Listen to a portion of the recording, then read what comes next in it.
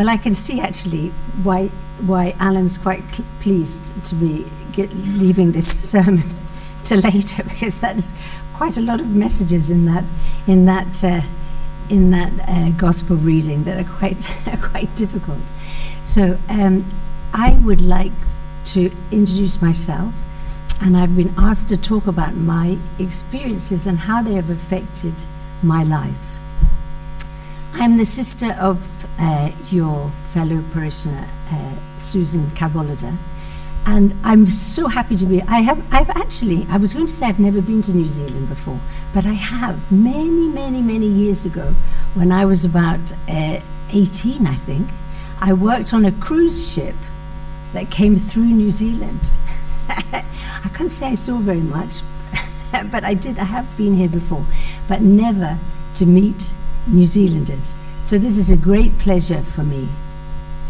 I do actually know some of you because Susan sometimes shares with me the streaming of your services.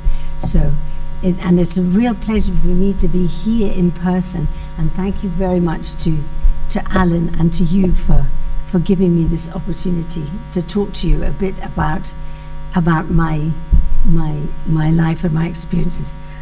I'm one of those people, maybe there aren't that many, who loved my job. I really loved and still love what I do. I'm a teacher. I'm also, I teach children to learn English. So I'm an English language teacher. And I also write books. I write course books, which is what I do to live. I also write storybooks, which is what I love writing. And I also do teacher training. I train other teachers to teach English to children.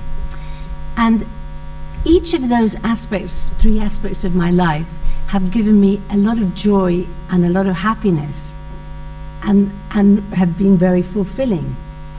So it came to the time when my children, and I see that many of you here in the same situation as me, you probably have grown-up children. When my children were going to start university, I thought, okay, I've dedicated the last 20 years of my life looking after my children. Now, what am I going to do?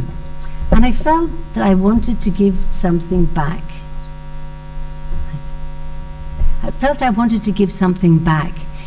Because I received so much from life. I thought, okay, now it's my turn to give something back to the world from all these things, this happiness that I've received. So I was thinking of doing something like, you've heard of Doctors Without Frontiers, or Without Borders, or Firemen Without Borders. I thought, what I'll do is I'll do Teacher Trainers Without Borders.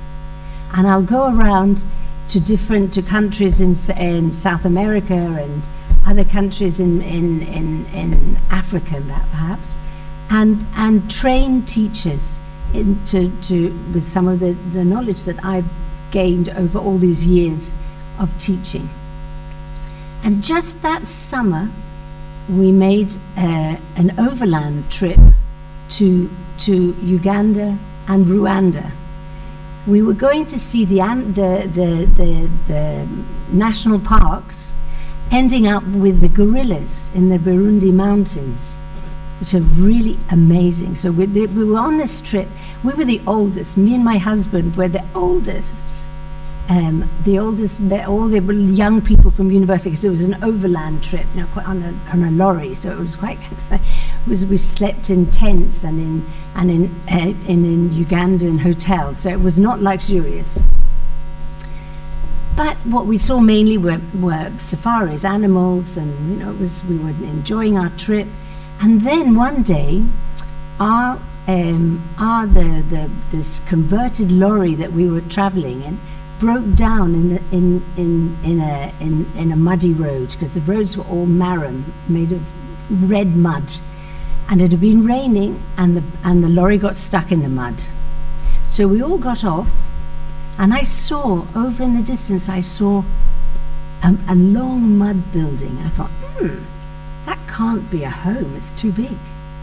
And a teacher, once you're a teacher, you're always a teacher. Are there any teachers here? Yes. We're always teachers, we never stop. So I thought, that looks to me like a school. So I said to the children who had all gathered round to see these funny white people, I'm going to have a bit of water. And I said to them, is that your school? And they said, yes, it's our school. I said, well, could you show it to me while they're getting the wheels unstuck from the mud? So we went to see the school, and also being undeniably a teacher, I said, would you like to sing a song? So I taught them a song. I think it was, that song, Wind the Bobbin Up. Do you know that? But you convert it like, round and round and round, round and round and round, pull, pull, clap, clap, clap, point to the ceiling, point to the floor, point to the window, point to the door. Do you know that song? Put your hands together, 1, 2, 3, and put your hands up on your knees. It's just a little song that I do with my classes in Spain. So I taught them that song, and I was just amazed because the children just learnt it immediately. Like with my children in Spain, I should tell you, I've lived in Spain for the past 40 years, I think. They take a long time to learn anything because they have so many other things, I think, all the tablets and the computer games and whatever. But these children just picked that song up immediately. I said, would you like to sing it again? Yes. The second time they sang it, and I was like, wow, these children are amazingly bright.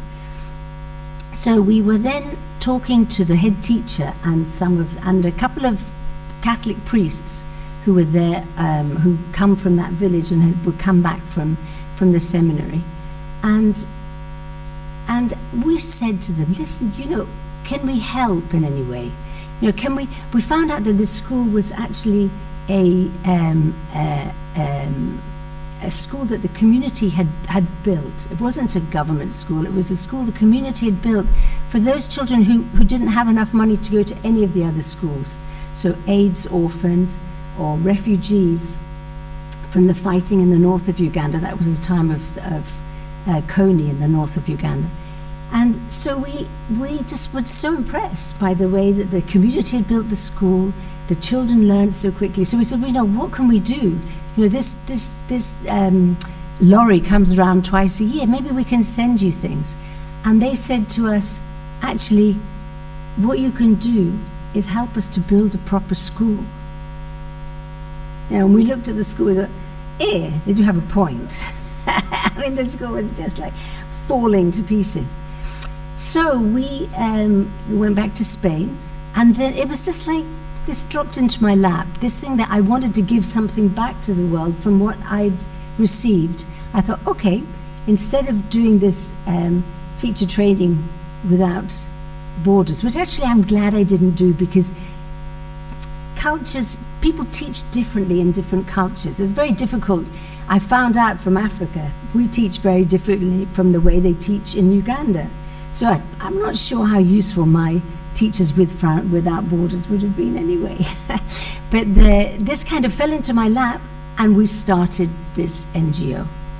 And it started off like rebuilding the school. When we built the school, we realized that we'd started at the end, and that actually we had this beautiful school full of children with malnutrition, untreated ulcers on their legs, not eating it from morning till night. And so we decided, okay, let's try and do a bit more. Let's try to empower the community to help the children. So that is how it all began. That began this was in 2008. So I'm not very good at maths. 2008, so it's about 14 years, is it? 15 years that this has been going. And I have to say that it's been, for me, a voyage of self-discovery, and also a voyage that has enriched my life enormously, because I've received so much more than I've given. Sometimes people, they say to me, oh, thank you for coming here and helping us. And I say to them, well, I mean, it's actually it's just common humanity. It's like, if we needed us, so you wait, us in Europe, we're really making a mess of things. You may well find in a few years that you have to come and help us, because this is just a thing of common humanity. And also, it's something that has brought me a lot of joy. I built my own house there, so I have a house in the village, and I spend probably half my time in Uganda. And I thought the best way of illustrating the joy that it gives you is to tell you a little story. As a teacher, I'm inevitably going to tell you a story. I want to tell you a story about a little girl who is a neighbor of mine and who swallowed a bead, and that bead got stuck in her lung, and it was preventing her from breathing properly. So all the neighbors in the community, including me, put some money in for this child to have an operation. They took her to Mulago, which is the main hospital in Uganda, and a trainee doctor did the operation. Unfortunately, instead of putting the aspirator down the trachea, the windpipe, he put it down the esophagus. And he ripped the esophagus, which meant there was a hole going from the esophagus into her lungs. They didn't realize they'd done that. They didn't find the bead, but they didn't realize that they'd done that, made that mistake. So then what happened was every time she ate, the food went into her lungs. She got infected lungs, and she was very, very, very sick.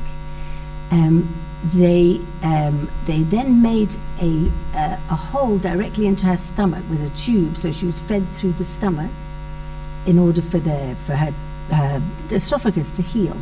And she came back to the village. She lives with her grandmother in a mud hut, so not very hygienic conditions. I went round to see her and said, let me try to help and give some money to the grandmother to buy food to put into the tube. Then the tube became loose, so the grandmother took her to the local clinic. And what did the local clinic do? Oh, I don't know what that's for. Let me take it out. Just feed her by mouth. I heard about that and thought, oh my goodness, they're going to kill her because she feeds by mouth. It'll go into her lungs again. So we rushed her to hospital. We paid for her to go in a taxi back to Kampala to the hospital. And there she was in the hospital, having operations and more operations. And I left Uganda thinking, this little girl doesn't have much hope of actually getting better. And then just yesterday, I received a picture, a photo. Could you show Sue the photo? This is Leontina. This is that little girl. This is, they sent it to me. This is Leontina in her first day at school. She's fine. She's fine. She's going to school. You can see how happy she is. And it was just like a huge joy for me. When they sent it to me, I just sent back a message, oh joy. It's such a joy that we were able, all of us, all of Adalente Africa volunteers in the village, some were communicating with the mother, some were helping to send money, we all helped to give that child life. And I wrote this thing, Ojo, and I wanted to tell you what one of our volunteers wrote back to me and said, "Blessed is the hand that giveth more than the hand that receiveth." I'm not sure that's quite right. Don't think that's quite right. But actually, it's true. That very often you're more blessed by giving than you are by receiving. And this